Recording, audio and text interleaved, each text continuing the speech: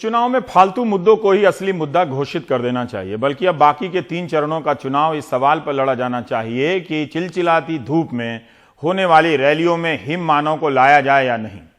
अक्षय कुमार को लेकर चर्चा चल पड़ी है कि उनकी नागरिकता कनाडा की है, इसलिए वोट नहीं दे सकते, मगर प्रधानमंत्री का इंटरव्यू ले सकते हैं। आखिर वे इन दिनों सबसे बड़े देशभक्त में गिने जाते हैं। उनकी हाल की फिल्में देख जाइए, देशभक्ति के जज्बे से ओतप्रोत मिलेंगी। फिल्म बेबी में तो वे हाफिज सईद से मिलते जुलते किरदार को पकड़कर भारत ही ले आए।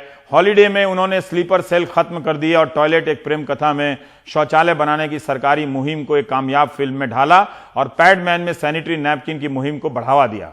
चुनावों के बीच उन्होंने प्रधानमंत्री का इंटरव्यू तक लिया। एक अच्छे एनआरआई की तरह अक्षय अपने फिल्मी किरदार से उन सांसदों से भी ज्यादा मेहनत कर रहे हैं जिन्हें आदर्श गांव के नाम पर गांव तो गोद में लिए मगर उस गांव के लिए विदेशी हो गए। जो सांसद अक्षय दिल से भारत को प्यार करते हैं, इतना काफी है, इसमें किसी को शक नहीं होना चाहिए। फिर भी यह सब साइड की चर्चाएं हैं, लेकिन राहुल गांधी की नागरिकता को लेकर मेन चर्चा बनाने की आज कोशिश हुई। बीजेपी के सांसद सुब्रमण्यम स्वामी ने राहुल गांधी की नागरिकता पर सवाल वो खड़े करते रहे हैं। सुप्रीम कोर्ट ने यह मामला खारिज कर दिया तो वो इसको लेकर गृह मंत्रालय चले गए हैं। उनके पास एक बंद हो चुकी ब्रिटिश कंपनी के कोई दस्तावेज है जिनमें राहुल गांधी का नाम ब्रिटिश नागरिक के तौर पर दर्ज दिख रहा है। ये सब पुराना मामला है। हालांकि कांग्रेस उसी कंपनी के जो कागज दिखा रही है उसमें उनकी नागरिकता के आगे भारतीय लिखा है। यह सब कोर्ट में खारिज हो चुका है। फिर भी गृह मंत्रालय ने नोटिस जारी कर मामले को सरकारी बनाया ताकि डिबेट हो सके टीवी में कि गृह मंत्रालय ने नोटिस दिया, बताइए आप क्या कहेंगे, बताइए आप क्या कहेंगे, और 1 घंटा उसमें कट जाए। 2 साल से गृह मंत्रालय के पास जब ये शिकायत थी तो इतनी देर क्यों हुई भाई? यहाँ नहीं आए हमारे यहाँ। कांग्रेस महासचिव प्रियंका गांधी अमूमन इतनी झुंझलाहट में बहुत कम दिखती हैं, लेकिन जब उनसे राहुल गांधी की नागरिकता पर सवाल पूछा गया तो उन्होंने इसे बकवास करार दिया। कहा कि राहुल भारत में पैदा हुए और भारत के ही हैं। इतने सालों बाद ऐसा नोटिस भेजा जा रहा है कि पूरे हिंदुस्तान को मालूम है कि राहुल गांधी हिंदुस्तानी है। पूरे हिंदुस्तान को मालूम है। उनके सामने पैदा हुआ, उनके सामने उसकी परवरिश हुई, उनके सामने वो बड़ा हुआ, सबको मालूम है। क्या बकवास है ये? दरअसल राहुल गांधी की नागरिकता का मामला नए सिरे से तब खड़ा हो गया जब गृह मंत्रालय ने उनको नोटिस भेजकर 15 दिन में जवाब मांगा। गृह मंत्रालय में शिकायत बीजेपी के सांसद सुब्रमण्यम स्वामी ने की। उन्होंने एक ब्रिटिश कंपनी के दस्तावेजों का हवाला देते हुए कहा कि राहुल गांधी ने खुद को ब्रिटिश नागरिक बताया है। गृह मंत्रालय के नोटिस पर हंगामा हुआ तो जवाब देने राजनाथ सिंह आए। कांग्रेस ने भी प्रेस कॉन्फ्रेंस कर राहुल की नागरिकता के सवाल को खारिज किया। यदि कोई मेंबर ऑफ पार्लियामेंट किसी भी मिनिस्ट्री को कोई पत्र लिखता है तो उस पत्र पर जो भी आवश्यक होता है वो कार्रवाई हर मिनिस्ट्री करती ही करती है। अब वो बहुत बड़ी घटना हो गई है। श्री राहुल गांधी जन्म से भारत के नागरिक हैं, सदैव रहेंगे। उनका और उनके परिवार का देश के लिए कुर्बानी का इतिहास है और इस प्रकार के बवंडर और झूठे बयानात देने वाली भाजपा कभी अपने षड्यंत्र में देश का ध्यान भटकाने में कामयाब नहीं होगी। राहुल की नागरिकता के ब्यौरे बेहद स्पष्ट हैं। वो 1970 में दिल्ली में पैदा हुए, राजीव गांधी और सोनिया गांधी की पहली संतान। फिर उनकी नागरिकता पर सवाल क्यों उठ रहा है? दरअसल इस मामले में विवाद एक कंपनी के कागजात दिखाकर खड़ा किया जा रहा है। 2003 में ब्रिटेन में बैकऑप्स लिमिटेड नाम की कंपनी रजिस्टर हुई। इसमें राहुल गांधी को कंपनी का एक निदेशक और सचिव बताया गया। अक्टूबर 2005 और अक्टूबर 2006 में कंपनी के रिटर्न में राहुल की नागरिकता ब्रिटिश बताई गई। कंपनी भंग करने से जुड़े फरवरी 2009 के पत्र में भी राहुल की नागरिकता ब्रिटिश लिखी गई। हालांकि मंगलवार को ही कांग्रेस ने इसी कंपनी के दस्तावेज पेश कर दिखाया कि उनमें राहुल गांधी की भारतीय नागरिकता का जिक्र है। ऐसा भी नहीं है कि यह मामला पहली बार सामने आया है। सुप्रीम कोर्ट में इसे लेकर 2015 में याचिका दायर हुई। सुप्रीम कोर्ट ने 30 नवंबर 2015 को याचिका खारिज कर दी। मार्च 2016 में सुब्रमण्यम स्वामी ने लोकसभा की आचार समिति को शिकायत की। समिति के सचिवालय ने राहुल गांधी को नोटिस जारी किया। राहुल ने स्वामी को अपना आरोप साबित करने की चुनौती दी। फिर आचार समिति की पिछले 4 साल से कोई बैठक ही नहीं हुई। अब सुब्रमण्यन स्वामी इसे गृह मंत्रालय ले गए और गृह मंत्रालय बहुत मासूमियत से राहुल गांधी से उनकी नागरिकता पर जवाब मांग रहा है। लेकिन सवाल सिर्फ राहुल की नागरिकता पर ही नहीं, उनकी डिग्री पर भी खड़े किए जा रहे हैं।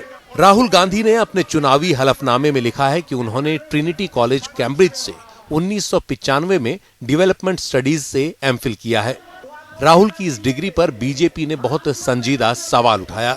स्मृति ईरानी की डिग्री पर उठ रहे सवालों से खींचे बीजेपी के बड़े नेता अरुण जेटली ने ब्लॉग लिखकर कहा, एक दिन फोकस बीजेपी उम्मीदवार की शैक्षणिक योग्यता पर रहता है।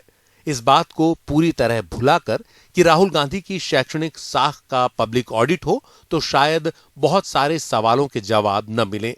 आखिर मास्टर्स डिग्री के बिना उन्होंने एमफिल कर ली है। इसमें शक नहीं कि अरुण जेटली सच बोल रहे हैं। राहुल के पास एमए की डिग्री नहीं है। इसके बिना उन्होंने एमफिल की डिग्री कैसे हासिल की? क्योंकि अरुण जेटली को संभवतः यह मालूम नहीं रहा होगा कि कैम्ब्रिज और ऑक्सफोर्ड जैसे विश्वविद्यालय एमए के बिना एमफिल की डिग्री दिया करते हैं। 2009 में द हिंदू अखबार ने कैम्ब्रिज यूनिवर्सिटी से इस बात की तस्दीक की कि राहुल गांधी ट्रिनिटी के छात्र रहे हैं और उन्हें एमफिल की डिग्री मिली है। इस मामले में एनडीटीवी से जुड़े दोराब सुपारीवाला ने एक लेख लिखकर कई महत्वपूर्ण जानकारियां दी हैं।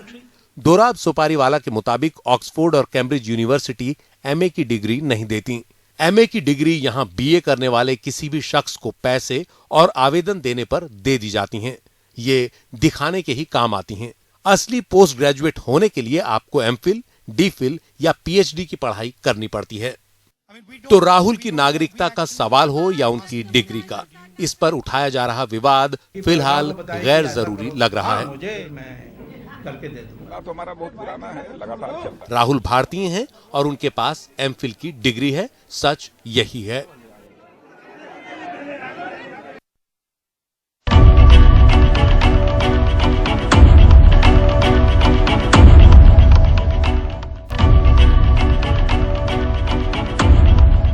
भारतीय राजनीति में सबसे ज्यादा पूर्वाग्रह जिन कुछ नेताओं को लेकर दिखते रहे हैं, उनमें मायावती शायद सबसे आगे होंगी। इसके बावजूद वे देश के सबसे बड़े सूबे उत्तर प्रदेश की मुख्यमंत्री बनी और प्रधानमंत्री बनने की अपनी हसरत उन्होंने अगर खुलकर कभी जताई नहीं तो छिपाई भी नहीं। अगर कभी ऐसा दिन आया तो वाकई वह ऐतिहासिक दिन हो सकता है, क्योंकि इस देश का शासन उस समुदाय के हाथ में होगा जो अब तक सबसे निचले पायदान पर माना जाता रहा है और उनकी अपनी स्वतंत्र राजनीति से। लेकिन यह आसान नहीं दिखता है। 2007 में मुख्यमंत्री चुने जाने के बाद मायावती का ग्राफ नीचे ही आया। 2014 के लोकसभा चुनाव में उनकी पार्टी का खाता नहीं खुला और 2017 के विधानसभा चुनाव में यूपी में उन्हें बस 19 सीटें मिली। लेकिन 2019 में वो फिर पूरे दमखम से मैदान में हैं। बहुत साफ और सावधान रणनीति के साथ उन्होंने यूपी में उस समाजवादी पार्टी से नाता जोड़ा जिनके साथ उनका रिश्ता फिर जुड़ने की कल्पना किसी ने नहीं की थी। बेशक ये गठबंधन इसलिए भी संभव हुआ कि अखिलेश यादव ने अपनी ओर से बहुत सब्र दिखाया, बहुत शालीनता दिखाई, लेकिन मायावती के लिए पिछले अनुभव के बाद कदम बढ़ाना आसान नहीं था। दिलचस्प यह है कि इस गठजोड़ में उन्होंने कांग्रेस को दूर रखा। शायद उन्हें एहसास होगा कि उनकी अधिकतम सीटें ही उनको गठबंधन का नेता बना सकती हैं। तो मायावती की इस बदली हुई राजनीति में जहां बीजेपी उनके निशाने पर है, कांग्रेस से भी वो कुछ दूर खड़ी हैं, बल्कि कांग्रेस के लिए मुश्किल भी खड़ी कर रही हैं। छत्तीसगढ़ में अजीत जोगी के साथ तालमेल हो या मध्य प्रदेश में उम्मीदवार खड़े करना, ये सब कांग्रेस का संकट बढ़ाने के वाले फैसले हैं। लेकिन कांग्रेस भी समझती है कि मायावती को नाराज करके वो बीजेपी के खिलाफ मोर्चाबंदी मजबूत नहीं कर सकती। लेकिन इसके बाद भी कांग्रेस की तरफ से कुछ ऐसा हो जाता है जिससे मायावती नाराज हो जाती हैं। इसलिए मायावती को लेकर वो जो बयान दे रही है कांग्रेस, उसमें सम्मान तो दिखाती है, लेकिन जो राजनीति करती है उसमें कुछ और दिखता है। गुना के बीएसपी उम्मीदवार को कांग्रेस ने अपने यहां शामिल कैसे होने दिया? मायावती इस पर भड़की और उन्होंने राज्य सरकार से समर्थन वापस लेने की बात कह दी तो मध्य प्रदेश के मुख्यमंत्री सफाई देने आ गए।